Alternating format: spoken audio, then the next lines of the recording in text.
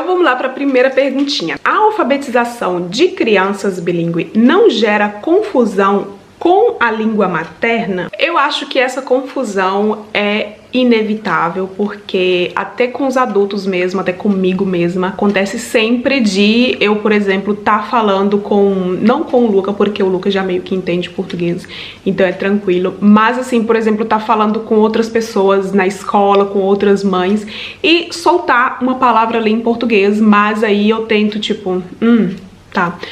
Não, aí eu já dou uma incrementada ali básica e falo, não, isso daqui é em português, não sei o que, em italiano. Inclusive, quando a gente levou a Alice na fono, que teve a época, quase 7, 8 meses a gente levou a Alice na fono, porque ela tava um pouco atrasada pra fala, eu comentei com a fono e perguntei, é um problema? Porque na verdade, no fundo, eu já sabia que não era um problema, porque eu vejo muitas crianças falando tipo 3, 4, 5 línguas sem nenhum problema, e ela falou que não, sem dúvidas, não é nenhum problema. A única questão que a gente tem que ensinar para as crianças é saber diferenciar cada língua, ou seja, quando ela falar uma coisa em português para uma pessoa que fala em italiano, ela falar, não, isso daqui é em português, mas a tradução é assim. Então, o importante da criança, para a criança, é saber diferenciar o que é aquela palavra ali, em que língua que é, para poder depois meio que consertar a palavra em italiano.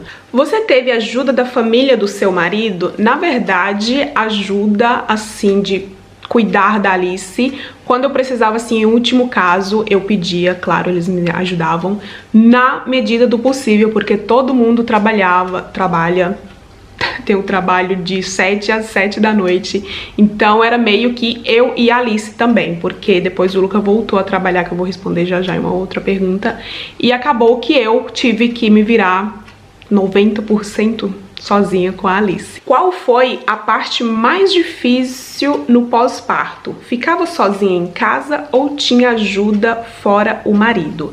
Então, o pós-parto, o mais difícil do pós-parto foi exatamente esse: ter que fazer tudo sozinha, porque a minha mãe não conseguiu vir, não tive nenhuma ajuda externa, e o Luca teve que voltar pro trabalho, porque aqui eles não têm aquela licença maternidade como no Brasil, que se eu não me engano é de 1 mês, nem sei, mas aqui o Luca ficou exatamente 5 dias em casa, então eu praticamente fiz tudo sozinha. E claro que quando precisava, por exemplo, levar no pediatra, tomar vacina, sempre o Luca estava presente. Só que essa foi a parte mais tensa, quando eu vi que praticamente 2 dias depois eu tava ali com uma recém-nascida, sozinha, e eu tive que ir, assim, tudo do zero, aprender a fazer. Mas sabe, assim, aquela sensação que eu pelo menos tive a sensação assim, ok, eu consigo, eu já coloquei essa criança no mundo, então criar agora vai ser o de menos, vamos dizer assim. Então, não tive praticamente ajuda de ninguém na parte de cuidar da Alice. E o Luca me ajudava, claro, quando ele chegava à noite do serviço. E essa foi, sem dúvidas, a parte mais difícil, porque, como eu falei, era uma parte que era um período que eu tava ali já com o pós-parto, que não é fácil para ninguém, tanto um parto cesáreo quanto um parto normal, não é fácil, então foi bem tenso aquele período ali. Eu lembro que eu chorava, tipo assim, quando eu tava ali jantando, do nada eu começava a chorar, e só que eu não conseguia falar assim, sabe, tipo, eu tô chorando porque eu tô cansada, eu não conseguia me sentir cansada. Como eu posso explicar? Eu acho que na minha cabeça eu falava, eu não posso me sentir culpada, então era barra pesada, foi barra pesada. Mas assim, sobrevivemos, estamos aqui, graças a Deus.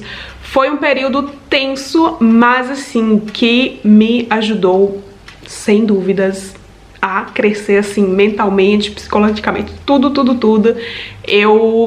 Foi um período assim de muito aprendizado.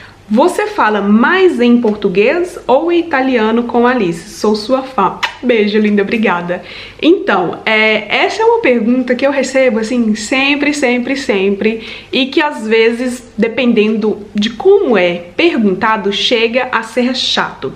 Pela questão que eu sinto muita pressão pelo fato de como assim a Alice não fala português? Como assim a Alice não tá falando português? Kézia, mas você não tá falando em português com a Alice? Gente, eu falo em português com ela.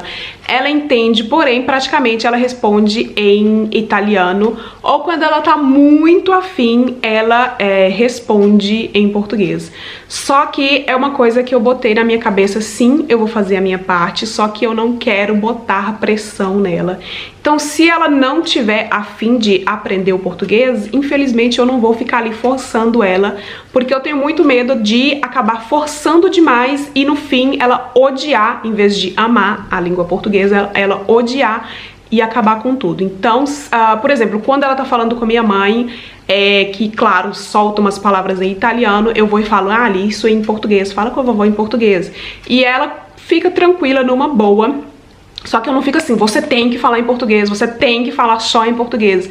Eu não fico fazendo essa pressão em cima dela.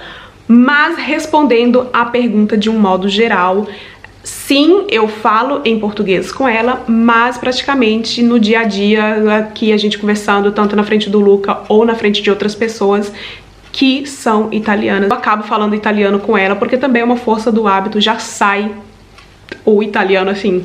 Eu penso em italiano. Até tem hora que eu mesma me culpo e falei, cara, por que eu tô pensando em italiano? Eu posso pensar em português. Só que o negócio já é tão automático, eu tô convivendo aqui com todo mundo em italiano, o negócio já sai tudo no automático. Mas eu tento me vigiar bastante e falar com ela em português pra ela já pegando o costume. Mas 99% das coisas que eu falo com ela em português, ela entende. Ela não responde sempre em português, mas ela pelo menos entende e eu acho que isso é muito importante. Como fica a relação da sua filha com a sua família? Bom, quanto à língua, não é um problema, porque a Alice consegue se virar. Geralmente eu tô perto dela, então a gente dá umas... Fala assim, não fala assim, fala em português, a gente dá umas viradas ali. Mas é praticamente tudo no celular, então geralmente ela aprendeu agora a mandar áudio. Então ela manda áudio pra minha mãe, manda um monte de emojis. E, infelizmente, ou felizmente, a única opção que a gente tem agora é através do telefone, mas assim, eu acho muito incrível porque ela já sabe, por exemplo, eu tenho 3 sobrinhos, então ela já sabe o nome de todos, ela sabe que tem 3 primos, ela sabe que ela tem tios, ela sabe que tem a vovó, que tem o vovô, então ela sabe já que tem a família dela no Brasil. Inclusive a gente estava assistindo outro dia uma reportagem que falava do Brasil, e ela, o Brasil, onde que mora a vovó, então ela tem essa consciência que tem o Brasil, que tem a família brasileira lá. Mas assim, outra coisa ruim que atrapalha bastante também é a questão do horário, né? Porque a gente tem 5 horas de diferença, então pesa bastante, assim, pesa muito nessa questão. Porque quando a Alice chega da escola, a maioria da minha família tá trabalhando, e aí quando tipo, a minha família tá em casa, que é o momento que eles conseguem conversar, a Alice já tá dormindo, então é um pouco mais confuso. Porém, enfim, é o que a gente tem no momento, então eu não posso me lamentar porque, graças a Deus, hoje a gente tem a internet que consegue fazer ligação, que conseguimos fazer chamada de vídeo, então ela sempre tá falando com a minha mãe, então eu acho que tá bom na medida do possível. Como é não ter uma rede de apoio? Eu acho que foi até bom, eu posso dizer assim, na minha opinião, pra minha pessoa foi muito bom, porque como eu falei pra vocês, eu cresci bastante, eu amadureci muito nesse período, que foi o eu ter aquele momento ali que você tem que crescer, você tem que aprender aquilo ali na marra. E aí depois que a gente para, assim, depois que passa os anos, que a gente para e pensa, mas sabe que foi até bom? Foi muito bom eu ter tido aquele momento ali. Foi assim, um momento de pressão, um momento de desespero, um momento de loucura, mas foi bom. Então, pra mim, não fez muita diferença, pelo contrário, eu acho que ok, pelo menos pra mim. Como os recém-nascidos costumam sair vestidos da maternidade na Itália? Gente, quando eu li essa pergunta, eu fiquei, nossa, é verdade, interessante. Porque eu, pelo menos, vendo vários vídeos de italianas, aqueles vídeos fazendo a mala maternidade, aqui não tem uma roupa, pelo menos que eu saiba aqui, que eu pesquisei, que eu vi, não tem uma roupa específica pra, tipo, uma cor, como no Brasil, se eu não me engano é o vermelho, pra sair da maternidade. Uma coisa que eles têm bastante aqui é o fato de colocar um laço bem gigante no portão, que a gente também fez. Eu nem sei se eu tenho foto mais. A única tradição, vamos dizer assim, é essa, mas assim, de roupa de maternidade na saída, assim, eles não têm muito essa tradição. Mas mesmo é só esse laço pendurado no portão, que fica mais ou menos um mês. Eu acho que da Alice a gente deixou um mês. E aí é sempre aqueles laços, né, bem gigantescos. E aí rosa pra menina e azul pra menino, que é uma coisa bem típica aqui. Hoje mesmo, só na minha caminhada, eu vi 2 laços. Eu falei, gente, tem criança aí pra todo lado. Pressão estética. A mulher é muito criticada e pressionada para emagrecer após ter filhos? Bom, pelo menos no meu caso, eu não me senti pressionada, eu não me senti mal por ter que... Não tinha ninguém falando assim, você precisa emagrecer e voltar pro corpo normal.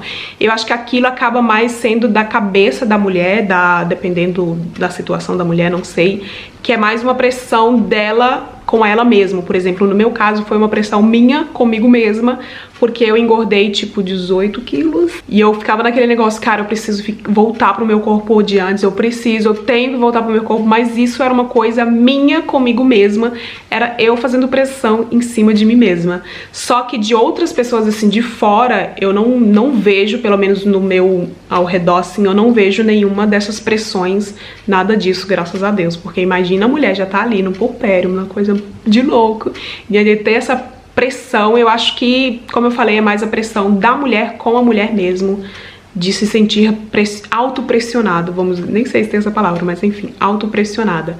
Era assim que pelo menos eu me sentia. Tem plano de saúde? Como funciona? Então, o meu parto, o parto em si, a gente não pagou nada. Inclusive foi uma coisa que eu fiquei assim, tipo, não vai pagar nada?